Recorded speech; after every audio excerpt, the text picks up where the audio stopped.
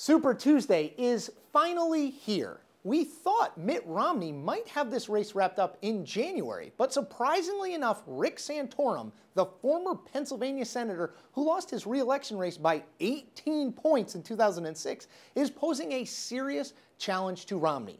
So where are we today? We're in a race for delegates. And that means there are about 2,300 total delegates up for grabs in the primary process. And you need about 1,200 of those to become the Republican nominee. We're still very much in the infant stages. We've got just 345 delegates apportioned to date, with another 437 to be given out on Super Tuesday. There are 10 states in play all across the country on Super Tuesday, but there are a big 4 that you really should keep an eye on. And let's start with Ohio.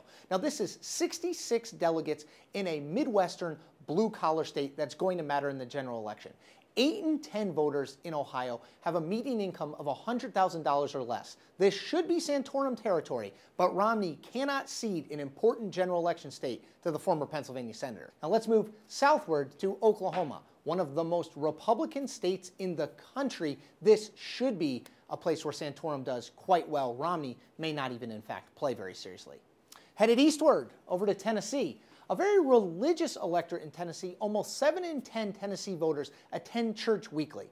Should be a good day for Rick Santorum in Tennessee, with the possibility that a son of the South, Newt Gingrich, does better than we expect. Now, in Georgia, this is Gingrich's home state. If he can't win here, he can't win anywhere. Romney will probably make a run at him and finish second with a strong showing in the Atlanta suburbs. These are the counties that ring Atlanta proper and that really have fiscally conservative but socially moderate voters that are right in Romney's wheelhouse. Now there are 6 other states voting on Super Tuesday. 2 of them, Massachusetts and Vermont, will be for Romney. He's the former governor of Massachusetts. He won the New Hampshire primary and he's going to win the Vermont primary. Heading south on the East Coast to Virginia, a state that should be very competitive, but only Romney and Ron Paul are on the ballot. Romney's going to win in Virginia. And then we go west to Idaho, North Dakota, and Alaska. Now, all of these states hold caucuses, and they hold the hope for Ron Paul that low turnout could give him his first victory in a primary or a caucus since he began running for president way back in 2008. There are 3 basic scenarios on how Super Tuesday could play out. The first, Mitt Romney sweeps almost every state that's on the ballot. That would give him 300 plus delegates and give him a real stranglehold on the nomination.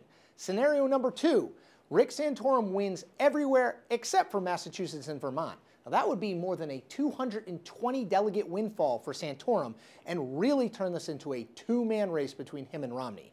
Now the third and final option, Santorum and Romney split the votes. Santorum wins a few states, Romney wins a few states, heck, Ron Paul might even win a few states. All that means is that we're continuing on. Now speaking of continuing on, Super Tuesday is super important, but we still have a very long way to go before we know who the Republican nominee will be.